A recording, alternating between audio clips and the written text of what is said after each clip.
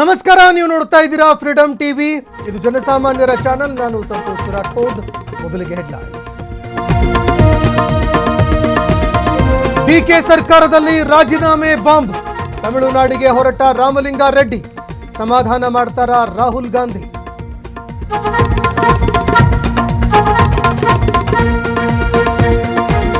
ರಾಮಲಿಂಗಾರೆಡ್ಡಿ ರಾಜೀನಾಮೆ ಸಂಚಲನ. ಕೊಟ್ಟ ಖಾತೆ ಸಚಿವರಿಗೆ ತೃಪ್ತಿ ತಂದಿಲ್ವಾ? ಫ್ರೀಡಂ ಟಿವಿಗೆ ಕೈ ಲೀಡರ್ಸ್ ಮಾತು.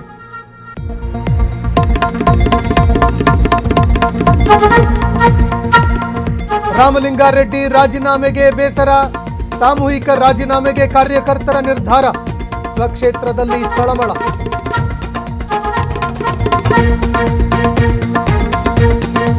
ಸರ್ಕಾರದ ವಿರುದ್ಧ ರೈತರ ರೋಷಾಗ್ನಿ. ಭೂಸ್ವಾಧೀನ ವಿರೋಧಿಸಿ ಹೋರಾಟ. ವಿಧಾನಸೌಧ ಮುತ್ತಿಗೆಗೆ ಬೈಕ್ ರ್ಯಾಲಿ.